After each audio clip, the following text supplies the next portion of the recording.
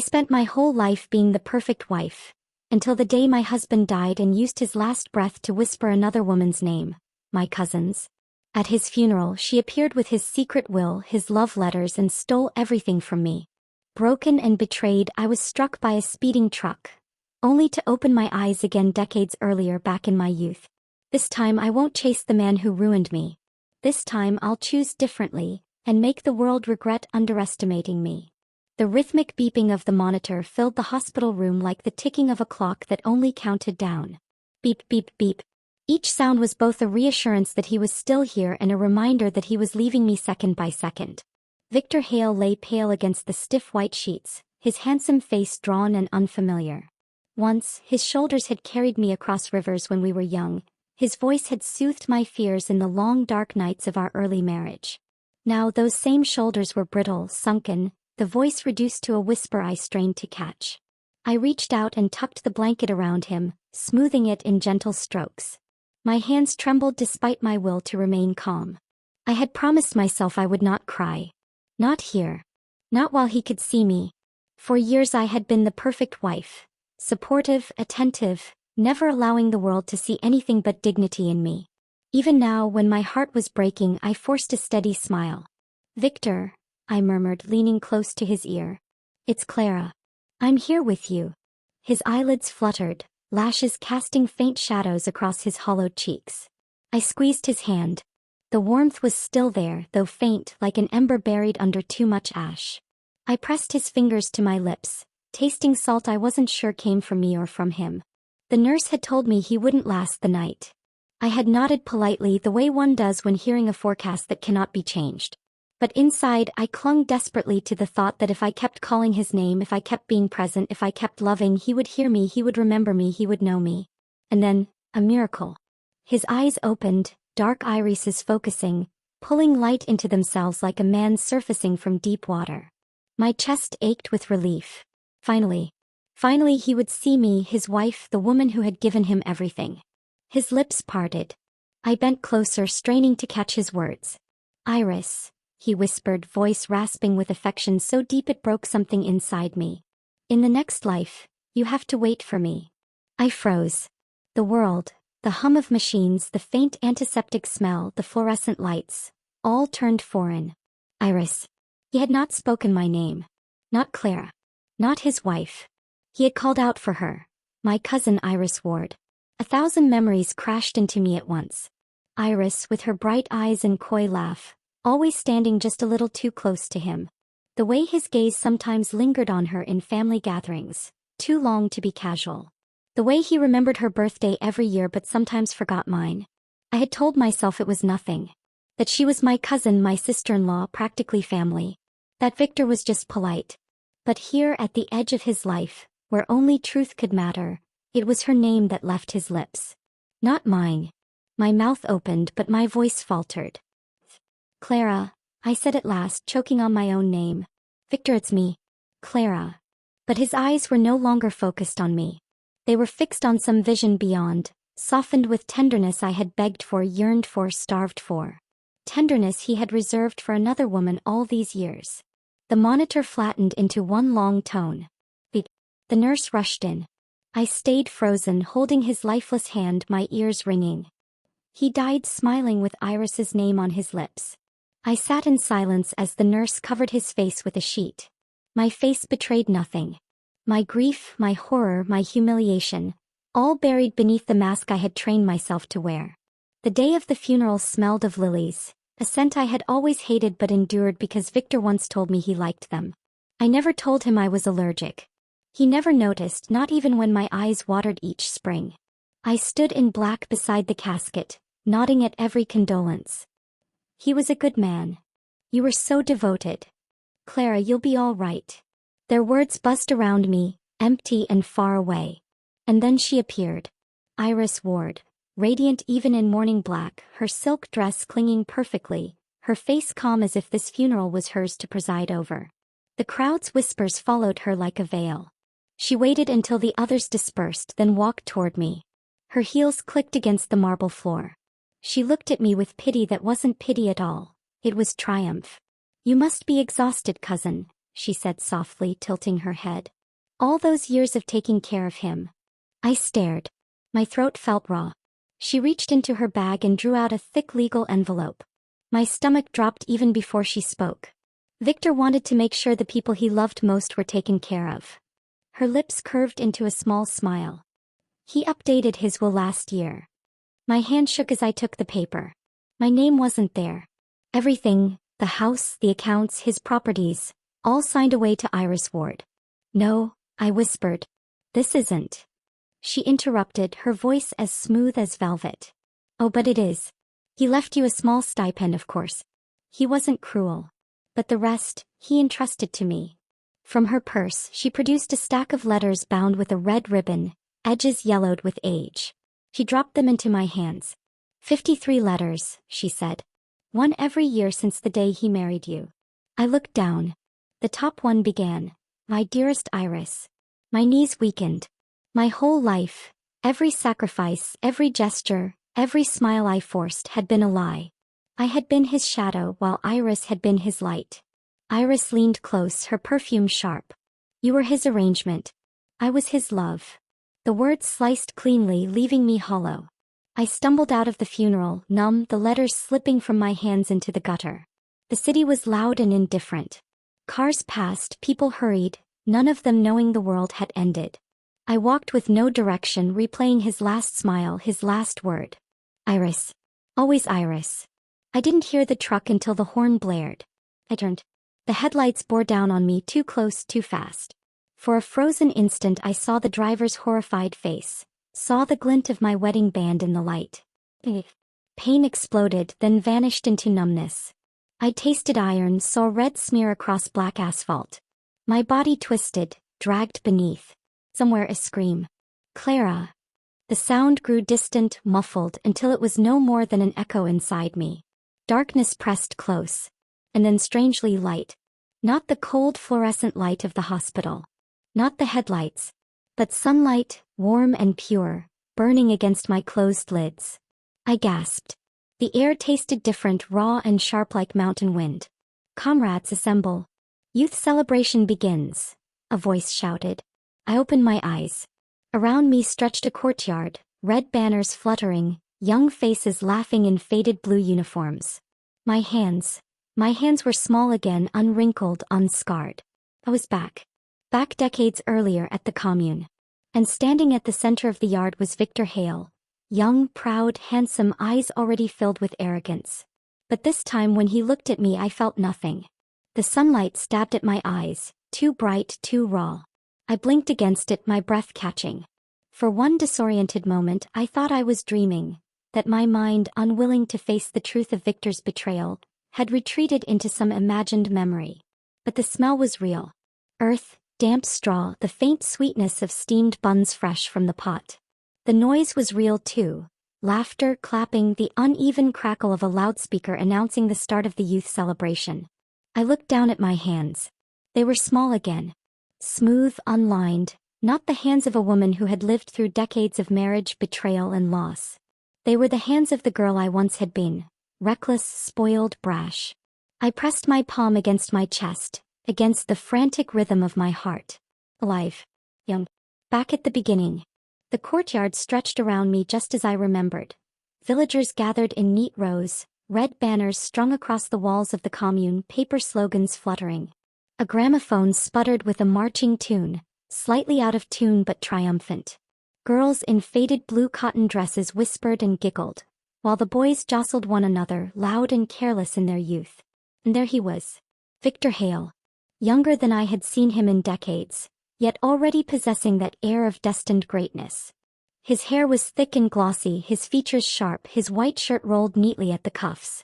Around him clustered a group of male volunteers, all laughing, their voices teasing. Victor, your little shadow's here, one of them jeered, jerking his chin toward me. My heart gave a lurch of recognition, followed by something colder. In my past life I would have blushed and laughed nervously, pretending I didn't mind the nickname. Everyone in the village knew I trailed after Victor like a loyal puppy. I had followed him into the fields, into the meetings, into marriage itself. But now, standing here with the memories of an entire lifetime burned into my soul, I saw clearly what I had been too blind to notice before.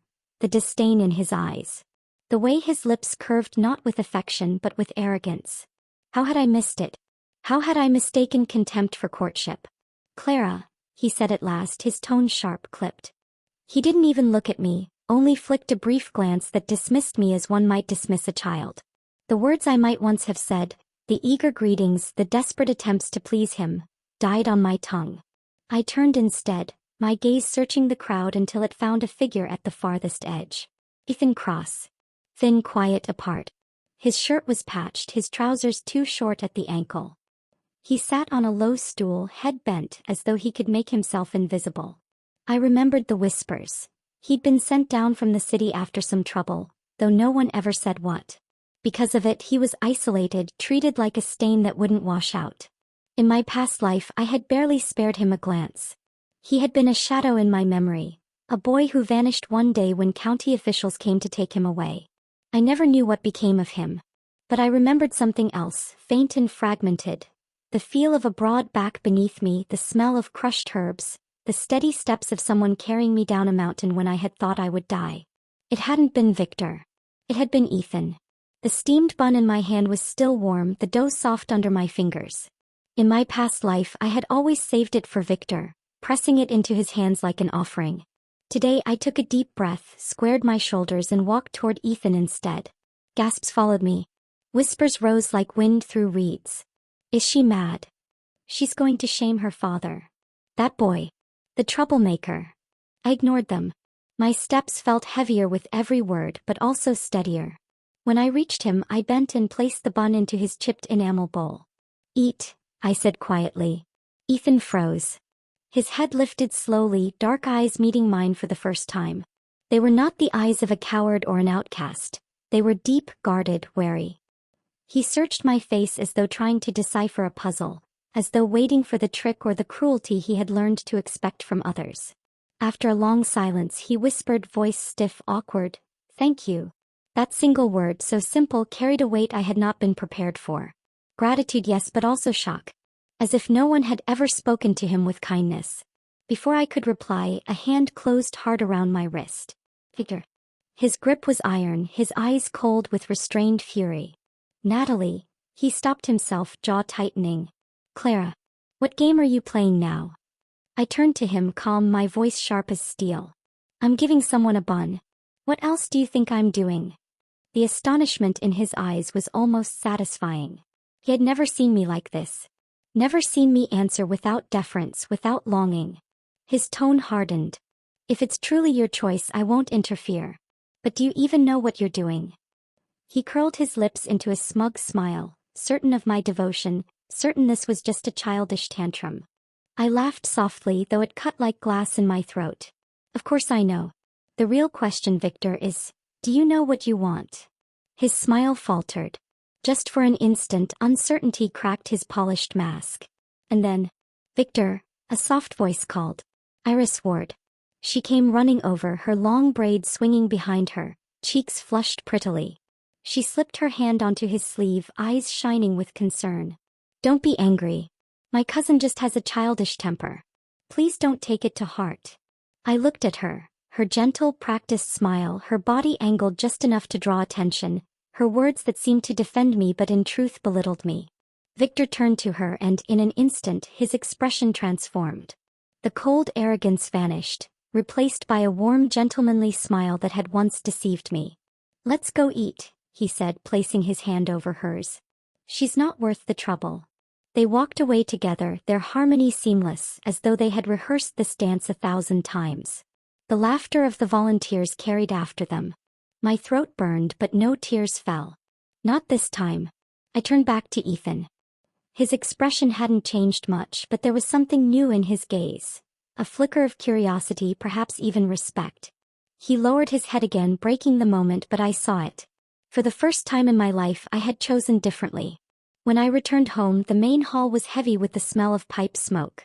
My father, Mr. Monroe, sat at the head of the table, his face stern. I heard, he said without preamble, that you gave your bun to that troublemaker today. I stayed silent. His hand slammed against the table, the pipe clattering. Do you want to make this family a laughingstock? Victor Hale is an outstanding youth volunteer, respected by everyone. And you choose to shame him in public. I clenched my fists at my sides. Ethan Cross works harder than anyone else. Everyone can see it. My father's brows drew low. If you marry someone, it will be Victor. Do you even know what kind of background that city boy has? His family are laborers. Nothing more. At the word marry, my chest tightened. Flashes of my past life raced through my mind. The false happiness, the bouquet of lilies each birthday, the suffocating humiliation when I realized those flowers were Iris's favorite, not mine. I lifted my chin. I'm not marrying Victor. The silence that followed was heavy, dangerous. My father's face darkened, his anger like thunderclouds forming. We'll speak again, he said finally, voice cold. I turned and left before he could see the tears I refused to shed. When we gathered in the fields for work, I saw Iris clinging to Victor's side, her laughter bright and false. The sight used to stab at me like knives. Now it only hardened my resolve. During the break, Victor approached me holding a lunchbox. Claire, you skipped breakfast. I brought you some porridge. He smiled down at me, expression full of practiced concern. But behind it I saw the same arrogance, the same superiority, as though he were bestowing a favor. I shook my head. No thanks. I'm not hungry. His smile faltered just slightly. You're still mad about yesterday. I was only thinking of your reputation. People will talk if you're too close to an outcast like Ethan. He lowered his voice, eyes sharp. Didn't you once say you liked me? Why waste your time on someone like him? For the first time I laughed, not with affection but with scorn. I liked you, I said coldly. Don't flatter yourself, Victor. Who I help is none of your concern. His face stiffened. Anger flickered in his eyes. But before he could retort, I turned and walked to where Ethan sat eating his dry rations. Without hesitation, I placed my own steamed bun into his hands. Gasps rose around us. Someone sneered, Ethan, you'll take whatever scraps you're given? Don't you have shame?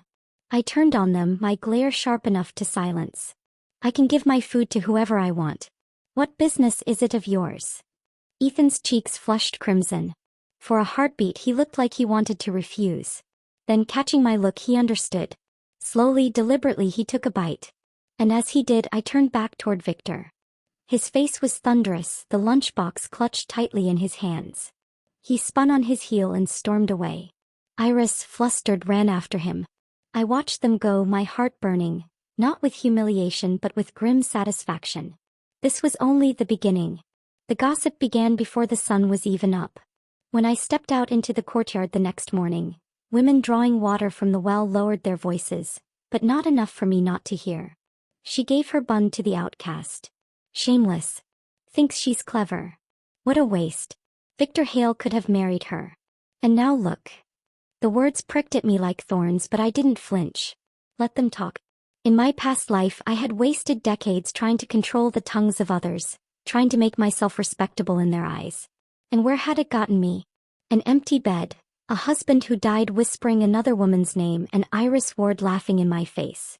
This time I would not kneel to their judgment. When I reached the main hall, my father was already waiting. His pipe smoke clouded the rafters, curling like an omen. Mr. Monroe had always been a man who carried the village's expectations on his back, and he wore them like armor. He had raised me to be proud, to be bold, but when it came to marriage, his ambition narrowed my choices until there was only one, Victor Hale. He slammed the stem of his pipe against the table as soon as I stepped inside. Clara, he barked, what nonsense are you playing at? Giving food to that cross boy in front of the whole commune? Do you mean to humiliate this family? I stood in the doorway, hands folded, my face calm. I gave a bun to someone who was hungry. That is all. His brows drew together. That boy is trouble. Do you not remember why he was sent down here from the city? Do you know the kind of family he comes from? Laborers. Poor stock. Not fit to tie Victor Hale's shoelaces. At the mention of Victor's name, bile rose in my throat. I forced it down. Father, Ethan Cross works harder than anyone else in the fields. Anyone can see that. Why should kindness be shameful? His hand slammed against the table so hard the bowls rattled. Enough. You speak like a child. If you're going to marry, it will be Victor. He is educated, respected, destined to rise. Don't be foolish. I lifted my chin. I'm not marrying Victor. The silence that followed was heavier than stone. His eyes went wide, then narrowed into thunderclouds. Do you even know what you're saying? Yes, I said, steady though my heart pounded. In my past life I begged Victor to love me and it only led to ruin. This time I won't repeat the same mistake. Of course I couldn't say those exact words. Not here, not to him. But I thought them so loudly that I almost believed he could hear. My father's voice dropped into a dangerous growl. Clara Monroe, if you think you can defy me, you are mistaken. You will marry Victor Hale or you will destroy everything I've built for this family. I bowed my head just enough to end the argument, though my heart seethed. I would not yield, not now, not ever. Later that afternoon, as we gathered in the fields, I caught sight of Victor standing with a group of volunteers. His posture was relaxed, his expression full of easy confidence, as though nothing in the world could touch him. When he noticed me, he strolled over, that same practiced smile on his lips. Clara, he said smoothly, lowering his voice so others wouldn't hear. You've made quite the spectacle these past 2 days. I looked at him evenly. Did I? He chuckled, shaking his head. You can sulk, but we both know how this will end. You've always liked me. People talk, but once you calm down you'll come back. There it was, the arrogance that had blinded me before. He thought my love was inevitable, a river that could only flow in his direction. I don't think so, I said softly. For the briefest instant I saw confusion in his eyes. But then he laughed again, patting my shoulder as though humoring a child. Don't worry. I'll forgive your little rebellion. You'll see. He walked away whistling, his confidence unshaken. But this time his smugness only deepened my resolve. When the work break came, I carried my small rations to a shaded patch beneath a tree. I had barely opened the bundle when I heard footsteps. Ethan Cross stood a few paces away, awkward and hesitant. His shirt clung to his thin frame, damp with sweat. He shifted as if uncertain whether to speak. I gestured to the ground beside me. Sit. He blinked, startled. Me? Yes, you. He hesitated, then lowered himself onto the grass, leaving a polite distance between us. He unwrapped his dry corn flatbread, rough and unappetizing, and began to eat silently. I tore my bun in half and held a piece toward him. Here. He froze, eyes darting as though expecting someone to mock him. You shouldn't. Take it, I said firmly. After a moment he accepted it, fingers brushing mine. His hands were calloused, rougher than any scholar's. He bit into the bun, chewing slowly, almost reverently. Thank you, he murmured. I smiled faintly. You don't have to thank me. I only gave it to someone who deserved it. From across the field I felt eyes on us. Sure enough, Victor stood at a distance, arms crossed, his expression dark. And beside him Iris lingered, watching with wide, anxious eyes. Good. Let them see. That evening when I returned home, my stepmother intercepted me at the door. Her face was pinched, her voice sharp. What foolishness are you up to now? Do you want the entire commune laughing at us? Giving food to that outcast, speaking to him in public. I brushed past her, unbothered. If the commune has nothing better to do than gossip, that's their problem. She gasped, indignant. You ungrateful girl. Do you think anyone will want to marry you if you keep this up? I stopped in the doorway of my room and turned, my gaze steady. I'm not interested in being wanted like a cow at market. If people laugh at me for showing kindness, then let them laugh. Her mouth opened, then snapped shut. She muttered something about ruining your father and stomped away. I closed my door and leaned against it, my chest rising and falling. My defiance had cost me before. But this time the taste of freedom, even in something as small as giving away a bun, was sweeter than any approval. A few days later Victor confronted me again, this time when we were walking back from the fields. Clara, he said, his tone falsely gentle, don't ruin yourself. The whole village is talking. If you want to save face, stop giving that crossboy attention. I stopped walking and turned to him. Do you think my life exists to save your face, Victor? His jaw tightened. Don't twist my words. I'm only trying to protect you. You're meant to be mine. If you keep humiliating yourself, people will think you're desperate. I laughed coldly. I was desperate once. Not anymore. He stared at me, stunned, as though the girl he had always known had vanished. In a way she had. Clara, he said at last, his voice hardening. Your father still hopes we'll marry. Even if you rebel now, in the end you'll come back. You always do. I met his gaze, unflinching. Not this time. For a moment, silence stretched between us. Then with a sharp exhale he turned and strode away, his shoulders stiff. I watched him go, my heart pounding, not with fear but with exhilaration. This was my first true defiance. And I had survived it. That night as I sat by the window, the cicadas buzzing outside, I thought of Ethan Cross. His quiet gratitude, his startled eyes, the way he seemed half afraid of kindness. In my past life I had ignored him, let him vanish without a second thought. Not this time. This time I would change both our fates. And if the whole commune wanted to laugh, let them. Because I knew what awaited on the other path, and I would never again walk it. The morning air was sharp with dew when the commune leaders called out work assignments. The sun had barely crested the hills, but already the courtyard was buzzing. Tools clanked, ropes coiled, baskets lined up in neat rows. We were to go up into the mountains to cut tailgrass and gather firewood. My stomach tightened the moment I heard the words. The mountain trip. I remembered it with terrifying clarity. The slip, the fall, the searing pain in my leg, and the blackness that had swallowed me whole. In my past life I had lost consciousness there. When I woke, everyone praised Victor Hale for saving me, for carrying me home. The accident became the story that bound me to him, the tale retold at every festival, the excuse my father used to arrange our marriage. But I remembered now, it hadn't been Victor who saved me. It had been Ethan Cross. And this time I swore I would not let fate play the same cruel trick. Victor's name was called for the team. My pulse quickened. Then my own. The corners of his lips curled in satisfaction, as if destiny itself had paired us. Not this time. Comrade leader, I said quickly, stepping forward. May I request to go with senior worker Liang and his partner? I'd like to learn from the experienced. The leader blinked, surprised at my sudden deference, but nodded. Very well. Victor's head snapped toward me. For the first time I saw cracks in his composure. Clara, why? But the assignment was made. He was sent with others.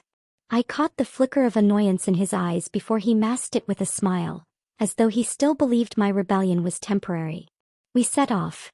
The mountain path wound upward, narrow and rocky. The cicadas buzzed, loud and relentless. I kept close to worker Liang and his partner, their steady pace calming my nerves.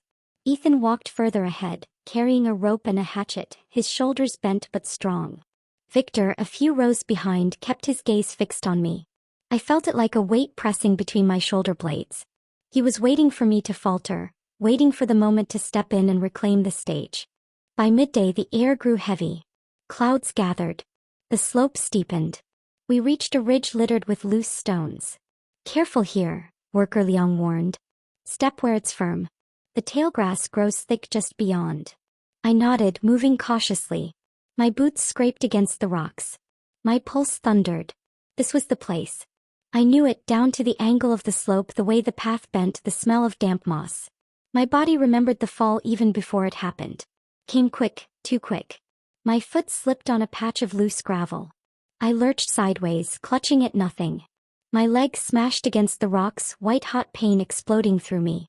I fell hard into a shallow pit, the edge tearing across my thigh. Blood soaked through my trousers instantly. A scream clawed up my throat but lodged half-formed, choked by the agony that flared with every breath. Above me, shouts. Clara. Careful. I forced my eyes open, desperate to stay conscious. I remembered too well what happened if I didn't. Hold on, someone called. The voice was Victor's, strident, dramatic, carrying across the slope. I saw him moving forward, ready to descend, his expression already arranged into one of heroic concern. But before he could take 2 steps, another figure pushed through the brush. Ethan. He didn't hesitate. He didn't grandstand. He didn't even speak. He scrambled down the rocks with sure, quick movements, sliding beside me. Don't move, he said simply, his voice low, steady. His hands were rough but careful as he tore a strip of cloth from his shirt. He pressed it firmly against the wound on my leg, tying it off to slow the bleeding. Pain shot up through me, but his calmness anchored me. Lean on me, he murmured. Without waiting for an answer, he shifted me onto his back, hooking my arms around his shoulders. His frame was wiry, but there was a strength in him born from hard labor. Step by step he began to climb, his breath harsh but unwavering. Above, the others crowded, watching. Victor hovered, his face twisted between fury and disbelief. By the time Ethan reached the ridge, sweat plastered his hair to his forehead, his shirt soaked. He set me gently on the ground, checking the cloth around my wound again.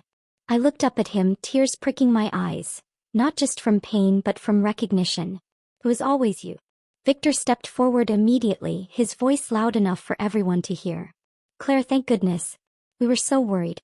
Everyone saw me go for you. He smiled tightly. Ethan and I carried you back together, didn't we? I let out a cold laugh, even through the pain. Is that the story you want to tell? The workers looked between us, uncertain. Victor's jaw clenched. Don't be foolish. Everyone saw me. Why accuse me like this? I reached under my torn clothing, pulling out the blood-stained strip of cloth Ethan had tied. This saved me. And it wasn't your shirt, Victor. Gasps rippled. All eyes turned to Ethan, his shirt ragged, the missing strip obvious. Ethan flushed, shifting uncomfortably but didn't speak. He didn't need to. The truth was written plain. Victor's smile faltered, his face pale with fury. I leaned against Ethan's shoulder, my voice clear despite the throbbing pain.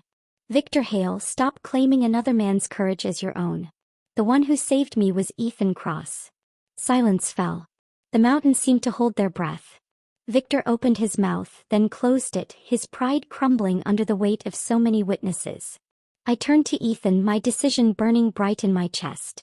Ethan, I said steady, will you marry me? The world seemed to freeze. Victor's face turned ashen, like he had been struck by lightning. My father, standing among the workers, gasped in outrage. Clara. But I held Ethan's gaze. His dark eyes widened, his lips parting in stunned disbelief. For a long moment he was utterly still. Then slowly he whispered, do you truly mean it? Yes. My voice did not tremble. You carried me from death. You've given me more in this moment than Victor ever did in a lifetime. If I must marry, it will be you. Gasps echoed around us. Some laughed in disbelief. Others muttered angrily. But I didn't care. Ethan's ears flushed red. His hands curled into fists, then slowly relaxed. A soft, almost imperceptible smile tugged at the corner of his lips. All right, he said quietly. My father stormed forward, his face dark as thunder. You foolish girl. You shame us all. Victor is the future. Ethan is nothing. I looked at him calmly, then at the crowd. Didn't you say, father, that a man and a woman spending the night alone would ruin a girl's reputation? Well, I spent my life in Victor's shadow and it ruined me. This time I choose differently. The words struck harder than any slap. My father faltered, caught between anger and silence. Victor stood frozen, his face pale, his pride shattered. Iris at his side looked horrified, her lips trembling. But I felt no pity. This was my first victory. My first true step away from the path that had destroyed me before. And I had chosen Ethan. The village had never been louder. After the mountain incident, whispers spread like wildfire. Every household seemed to know by sundown that Clara Monroe had rejected Victor Hale, the pride of the commune, and instead chosen Ethan Cross, the outcast no one dared speak to. Some called me reckless. Others called me shameless. And yet, through all the ridicule, I felt something I hadn't in 2 lifetimes. Freedom. My father raged for days. He stormed about the house, pipe smoke choking the air, muttering that I had ruined his reputation, spat on his ambitions and disgraced the Monroe name. My stepmother wept theatrically, wringing her hands as if I had committed a crime. But I stood firm. For the first time, their anger washed over me without sinking in. I remembered too well what obedience had bought me before. A loveless marriage, decades of humiliation, and a lonely deathbed vigil where my husband's last word was another woman's name. This time, no amount of shouting could force me back down that road. Father, I said one evening, meeting his thunderous glare across the hall, you taught me that a man and woman alone overnight must marry to silence gossip. Ethan carried me from the mountain. If you insist I marry, then I will marry him. His face flushed red. That boy is nothing. He'll never rise, never bring honor to this family. Better nothing honest, I replied, than everything false. The silence after those words was a blade. He slammed his pipe onto the table, shattering the stem. My stepmother gasped. But I did not look away. In the end he relented. Not because he approved but because he could not refute me in front of so many witnesses. He knew the commune already buzzed with scandal, and forcing me into Victor's arms after such public defiance would only deepen the shame. So it was decided. Clara Monroe would marry Ethan Cross. The morning of my wedding dawned damp and bright. A light rain had fallen the night before, leaving the air washed clean. In the courtyard of our home, red paper cutouts of double happiness clung to the wet walls, curling slightly at the edges. Neighbors bustled in and out, their faces tight with curiosity more than joy. There were no silk gowns, no elaborate processions. Just a short-sleeved polyester dress I had stitched myself, dyed crimson as best as village dye could manage. On my head, a paper flower pinned into my hair. Ethan arrived on a borrowed bicycle, his tall frame wrapped in a polyester suit that was slightly too small at the shoulders.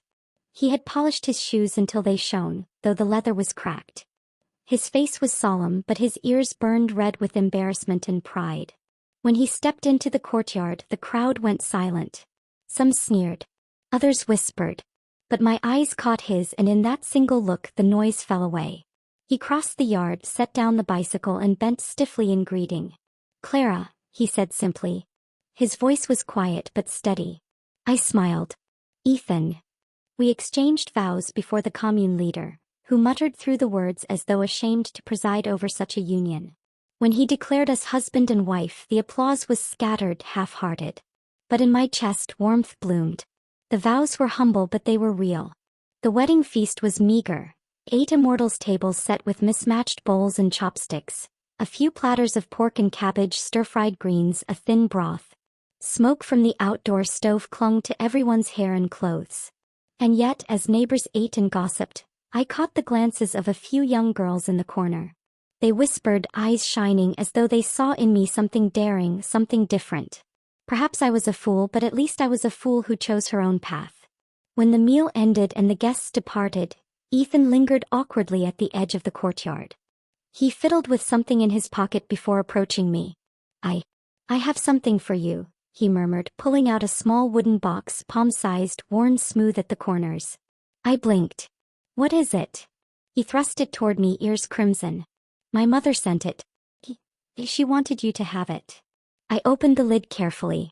Inside lay a delicate white jade bracelet, its surface smooth, glowing faintly in the light.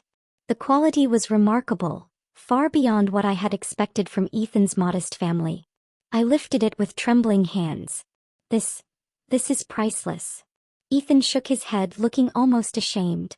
"It's all she had, that was fine enough. She told me to give it to my wife." My throat tightened. In my past life, Victor's parents had never once offered me acceptance. Even after I gave them my youth, my labor, my loyalty, they had looked down on me until their dying breaths.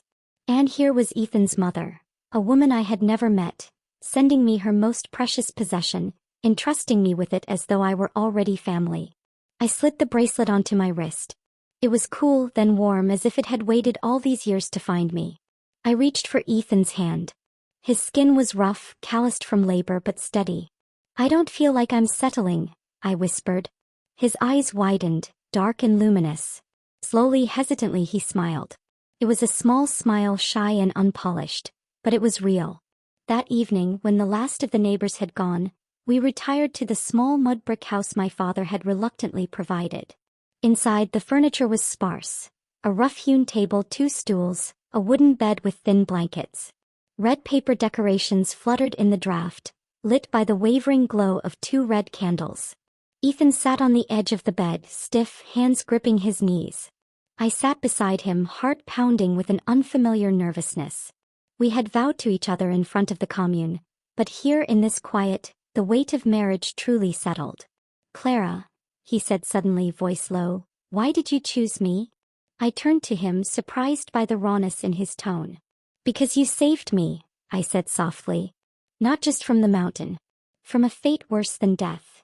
He looked away, his throat working. Then, as though gathering courage, he said, "If I told you I had noticed you long ago, would you believe me?" I blinked. "I thought you would never look my way," he admitted, his ears red. But when you handed me that bun, I knew I couldn't forget you again. My chest tightened with something fierce and tender. I reached out, cupping his face in my hands. His skin was warm beneath my palms, his breath quick against my fingers. I pressed my lips to the corner of his mouth. He froze, then slowly he kissed me back, tentative, shy, filled with long-buried yearning. The candle flames flickered, shadows merging on the wall. For the first time in 2 lifetimes I tasted the beginning of love. And yet, even on my wedding night, whispers of Victor and Iris lingered. I knew Victor's pride would not allow him to let go easily. He would find a way back to the city. He would seek power, position, recognition, anything to soothe the wound of rejection. And Iris, clinging to his sleeve, would scheme to keep herself in his orbit. But that was no longer my concern. My world had narrowed to this small house, this shy husband, this jade bracelet glowing on my wrist. I did not know what storms the future would bring. But for the first time I felt strong enough to face them, because this time I was not alone. The days after our wedding passed in a blur of work and whispers. Every morning I rose early to fetch water, sweep the courtyard, prepare the simple porridge that Ethan and I shared before walking to the fields. The neighbors still stared, still muttered, but their gossip no longer carved into me the way it once had. Let them talk. I had lived 1 lifetime bending to their approval. This time their words were nothing but smoke. Our home was humble. 2 mud brick rooms with a leaky roof and a rough wooden bed. The furniture had been grudgingly provided by my father, each piece carrying the weight of his disapproval. But when Ethan returned from the fields each evening, his quiet smile lit the small space better than any lantern. It was not wealth, but it was peace. And I found myself treasuring every moment. Yet beneath that peace, the air in the commune was shifting. Rumors drifted in from the county. Officials were reviewing requests for city transfers again. The winds of reform were stirring. For young men like Victor Hale, ambitious, arrogant, restless, it was a chance to leave the commune behind. I caught sight of him one afternoon at the market. He stood taller than the others, his posture radiating self-importance. Iris clung to his arm, dressed in a crisp blouse, her braid tied with a ribbon that screamed of city fashion. They looked like a pair already practicing for the lives they believed awaited them. "Clara," Victor called when he saw me, his voice dripping with false warmth. "How are you settling in? Married life treating you well?" I met his gaze steadily. "Very well." His smile faltered just slightly, then returned sharper. "I'm glad. Truly. So life is long. Who knows what the future holds?" I tilted my head. "Indeed. Who knows?" I left before Iris could sneer something in my direction. But as I walked away, I caught the flicker of unease in Victor's eyes. Perhaps he had expected regret. Instead he found indifference. That, I knew, cut him deeper than any insult. Not long after, a county official arrived in a rumbling jeep, a sight that always drew half the commune into the road. Dust rose in the air as he stepped down, clipboard in hand. "Ethan Cross," he called. Ethan stiffened beside me. He wiped his hands on his trousers and stepped forward. "Yes. You're to come with us," the official said curtly. "There's work for you in the county." Gasp spread. For months, Ethan had been dismissed as an outcast, a stain. Now officials themselves were summoning him. My heart lurched. Work? What kind of work? The man's expression was unreadable. "That's not for me to say." Ethan glanced at me, uncertainty in his eyes. I reached for his sleeve, squeezing gently. "Go," I said softly. "I'll be waiting." He hesitated, then nodded. "I'll come back," he promised, his voice low, meant only for me. The jeep rattled away, leaving a haze of dust. I stood at the gate until the road cleared, the echo of his words warming me like an ember. Alone but not weak. In his absence the days felt heavier. The bed seemed too large, the silence of our small house pressing in around me. My father, seizing the opportunity, muttered endlessly. "See? He's gone. Left you already. Victor would never abandon you." I ignored him. Instead I turned to books. For years I had heard whispers of a possibility. The return of the National College entrance examinations. In my past life, when the exams were reinstated in 1977, I had sat for them and eventually become a respected professor of medicine. That memory burned inside me like a beacon. This time I would prepare early.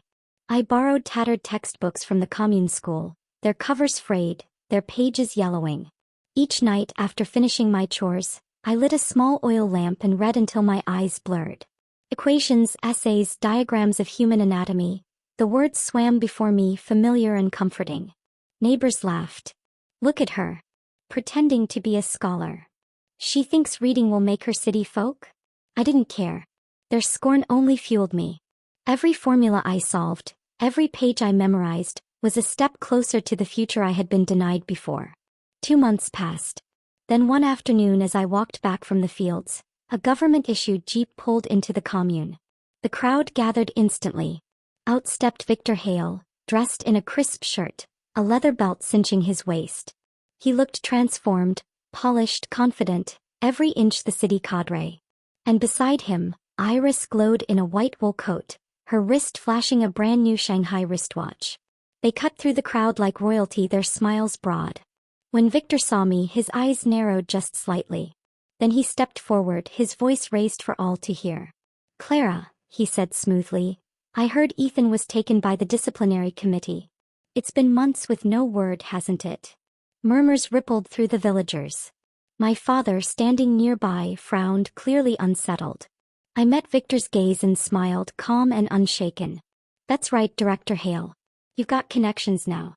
Why don't you help me look into it?" His smile stiffened just for a fraction of a second. He had expected tears, desperation. Instead he found composure. Iris let out a mocking laugh, raising her wrist to flaunt the watch. "Cousin, why bother clinging to a man like Ethan? You should divorce him and let Victor set you up with someone respectable. Even a divorced factory worker would be better than wasting your life in this mountain dump." I tilted my head, looking her straight in the eye. "Save your concern. The exams are coming. When the city gates reopen, I'll walk through them myself." The words silenced the crowd. Victor's face darkened, his fists clenching at his sides. Iris's smugness faltered. For the first time they realized I no longer lived in their shadow. That night I sat by the window, the oil lamp flickering.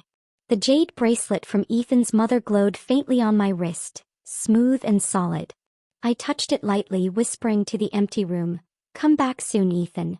When you do, you'll find me waiting, stronger than before." The wind rattled the shutters, carrying with it the scent of change. The future was shifting. And this time I was ready to seize it.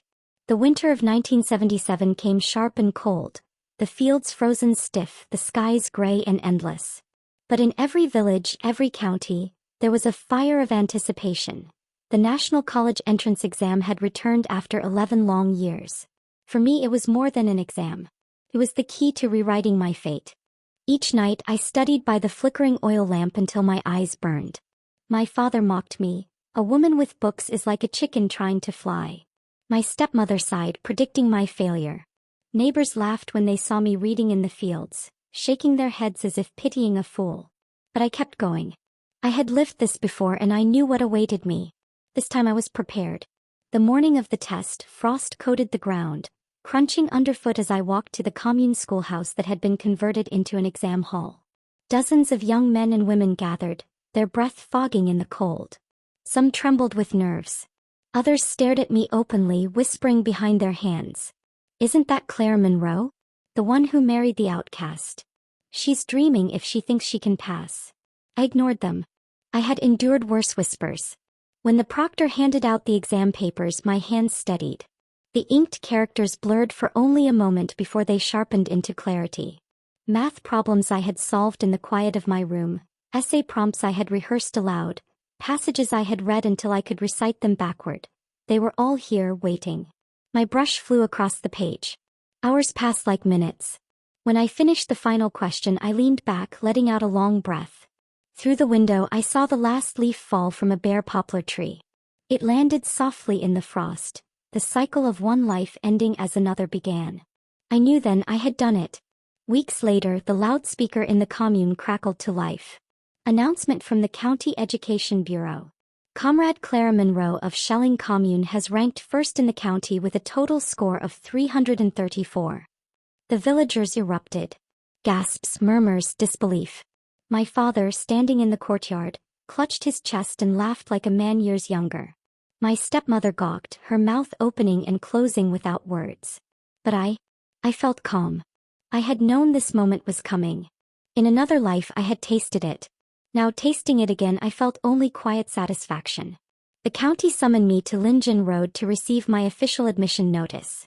The hall buzzed with students, parents, and officials, everyone eager to glimpse the future scholars. I stepped inside, my heart proud. And froze.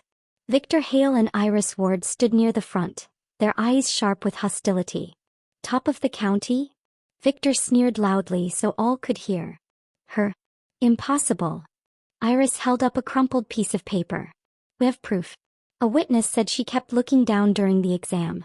She must have cheated. The murmurs started instantly. Parents frowned, students muttered.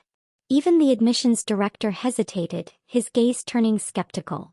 My hands curled into fists. Cheated. I repeated, my voice calm but ringing through the hall. And your proof is a scrap of unsigned paper? That's your evidence. Victor's smile wavered. We only want fairness. Then let's talk fairness, I said coldly. The burden of proof lies on the accuser. If you claim I cheated, show real evidence. Otherwise, you are nothing but liars. Gasps rippled. Some nodded. Others still looked doubtful. For a moment, I feared they might succeed, that the seeds of suspicion would stain my achievement forever. And then, a clear honk cut through the noise outside. A jeep with provincial government plates pulled smoothly to the steps. The crowd fell into stunned silence as three men climbed out. Secretary Shao from the county committee, the director of the education bureau, and a tall young man in a sharp gray cadre uniform. Ethan Cross. My breath caught. He strode inside, his eyes scanning the crowd until they found mine. The moment he saw me, joy lit his face, warm and unguarded, and for a heartbeat, the hall and the whispers and the accusations all disappeared. Secretary Shao clapped him on the shoulder, raising his voice. Comrades, allow me to introduce Cadre Ethan Cross, newly transferred to the Provincial Department of Education.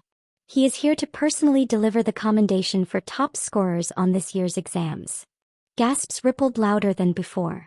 The outcast, the troublemaker, the stain, now standing before them as a provincial cadre. Victor's face drained of color.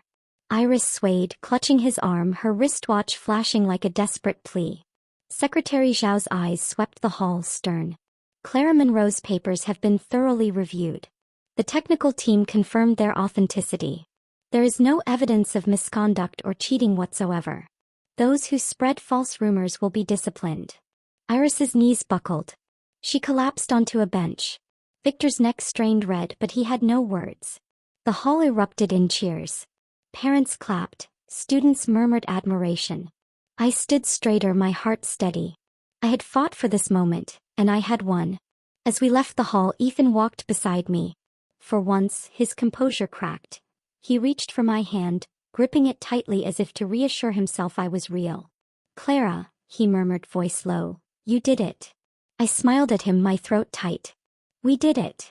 Behind us, I caught sight of Victor at the edge of the crowd. His expression was hollow, stripped of arrogance, watching as the woman he thought beneath him walked forward with the man he had dismissed. And for the first time I saw him not as a golden phoenix, but as what he truly was. A man watching everything he assumed was his slip through his fingers. The years after the exam unfolded like the turning of a new book. I left the commune with my admission notice clutched in hand, the first in my family to ever attend university. My father puffed up with reluctant pride, though he never admitted it aloud. My stepmother told neighbors I was lucky, as if luck, not sweat and sleepless nights, had carried me. But I knew the truth. I had carved this path with my own hands. And Ethan walked it with me. In the provincial capital, he visited whenever his work allowed, still wearing the cadre's gray uniform, his eyes always soft when they found mine. We rented a tiny room near the university. The walls were thin, the stove smoked, the mattress sagged. But it was ours. He encouraged me through every late night of study, every grueling exam. And when years later I graduated with honors and joined a hospital as a young doctor, he was there in the crowd, applauding louder than anyone else. See, he teased once, lifting my hand to kiss the jade bracelet still snug around my wrist. Didn't I tell you? You're destined for more than this world can hold. I laughed, though tears pricked my eyes. And what about you? He smiled, quiet but steady. I'll make sure you have everything you need to fly. In time he left his cadre post. While others clung to government positions, he saw the new opportunities rising in the markets. He started small, a textile trade, then transport. His vision was sharp, his courage unwavering. One success followed another until, almost without realizing, we had climbed into a life I had once thought belonged only to others. A villa in the city, a car in the driveway, my hospital career blossoming, his business empire taking shape. But more precious than all that was the way he still looked at me when he came home from a long trip, as if I were the anchor to his wandering, the answer to every question he'd ever asked. Meanwhile, the story of Victor Hale and Iris Ward soured quickly. After Ethan exposed their lies at the examination hall, Victor was suspended. He managed to crawl back into a city job later, but his reputation was tarnished. Iris clung to him desperately, and eventually, cornered by her family's demands, he married her. Theirs was a marriage of bitterness. Small fights every 3 days, big ones every 5, neighbors muttered when gossip trickled back to me. Iris accused him of using her, of never giving her the life he promised. He accused her of dragging him down, of being a burden he couldn't shake. The white moonlight he had once cherished dulled under the grind of daily life. Their love letters turned to bills, their whispered promises to shouted arguments. In the commune, people whispered that Clara Monroe had been clever to choose differently. I didn't care for their approval now. Their voices no longer mattered. Years later, time moved swiftly. I became Professor Monroe, surgeon, researcher, teacher of hundreds of students. Ethan expanded his businesses, his name known in provincial circles. Together we built a life of quiet pride. On winter nights we would sit by the fire, the snow piling outside, his head resting against my shoulder as he murmured, "Clara, do you ever regret?" I always answered the same, "Not once." And it was true. It was in the hospital decades later that I saw him again. I was walking the long corridor of the intensive care unit, students trailing me when I stopped. On one of the beds lay a frail, shrunken figure. His hair was white, his body curled like a shadow of itself. Victor Hale. My breath caught, not from longing but from the strange twisting of memory. He stirred, sensing my presence. His eyes opened, watery, clouded, but when they found me they sharpened. "Clara," he whispered, his voice cracked, trembling. "Is that you?" The students looked at me, startled by his reaction. Memories rushed back. His deathbed smile in my past life, the word Iris cutting me like a knife. The betrayal, the letters, the humiliation. The accident that had ended one life and begun another. I steeled myself. The deputy director stepped forward, murmuring, "Professor Monroe, this patient is in critical condition. No family visits, unpaid bills. He won't last long." Victor's eyes filled with tears. "Clara," he rasped. "I dreamed that you were crying by my bed. That we had children, 2 of them, both by my side. Felt happy. And then I woke and saw you. I thought I was still dreaming." His hand trembled on the blanket, reaching toward me. "I'm sorry," he whispered, his voice breaking. "I'm so sorry." I stared at him, expression cold.